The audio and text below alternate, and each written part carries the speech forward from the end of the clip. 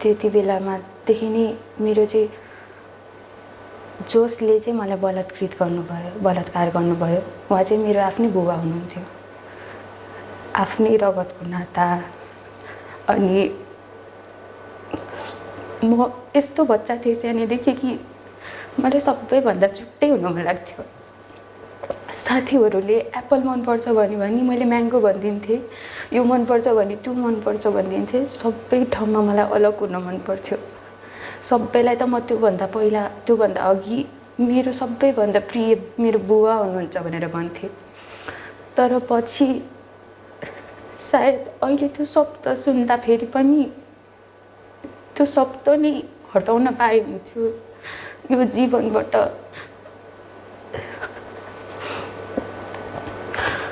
6 क्लासमा 6 वर्षको हुँदाखेरि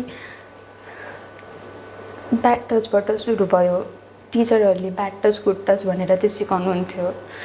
कहिले मलाई किस गर्न आउनुहुन्थ्यो, कहिले मेरो यौन अङ्गहरूमा हात राख्नुहुन्थ्यो, त्यहाँ सुमसुमाउनुहुन्थ्यो। मलाई लाग्थ्यो त्यो एक प्रकारको माया हो।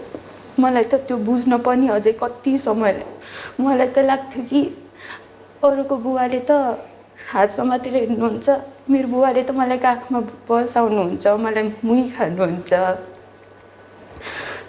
पछि जब म 8 वर्षको भएँ तब पहिलोपटक चाहिँ घरमा कोही पनि हुनुहुन्थेन। तब त्यति बेला आउनुभयो, मलाई माया गर्न थाल्नुभयो, किस गर्न थाल्नुभयो, मेरो छातीहरूमा हात राख्न थाल्नुभयो। अनि एकाएक मेरो कपडाहरू उतार्न थाल्नुभयो। मलाई लाग्यो कि ओहो आज शनिबार, त्यो दिन शनिबारको दिन थियो। अनि त्यो दिन सायद ओहो आज सधैँ मलाई मम्मीले नुहाइदिनुहुन्थ्यो, अब त आज त बाबाको हात कति रमाइलो, कति खुसी थिएँ म। तर त्यो खुसी सायद एकदमै ठुलो दर्दको रूपमा चाहिँ अहिलेसम्म पनि त्यो विगत चाहिँ गाडिएको छ कतै मेरो मनमा। पछि जब समय बित्दै गयो तब पनि अरूभन्दा छुट्टै हुने सोचाइले चाहिँ कसैले डक्टर, कसैले इन्जिनियर भन्दाखेरि चाहिँ म पाइलट बन्छु भन्ने सोच्थेँ। कयौँको सपनाको उडानहरू म आफ्नो जहाजमा बोकेर गन्तव्य दिन्छु भनेर म चाहिँ पाइलट बन्छु भनेर सोचेको थिएँ।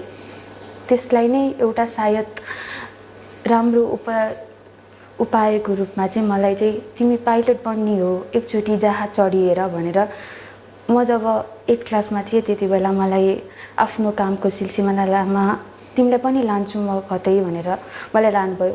म त्यो बेलामा यति खुसी थिएँ, मलाई लाग्थ्यो कि मेरो सपनातिर मेरो पाइला लम्किँदैछ।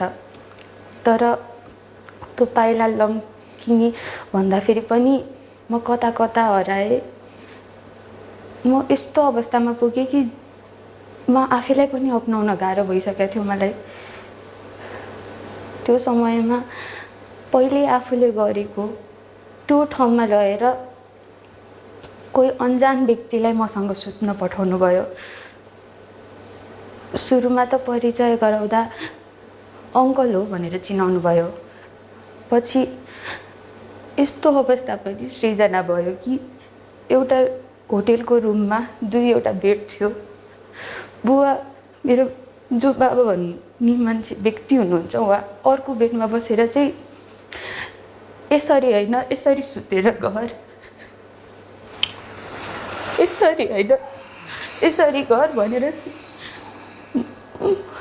मेरो त सायद होसै हरायो। म पर्खिँदै थिएँ, म केवल बाबापट्टि मात्रै हेर्दै थिएँ।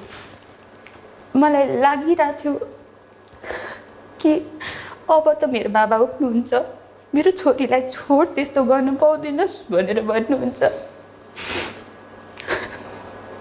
तर त्यो बुवाको शब्दबाट नाइ नै आएन।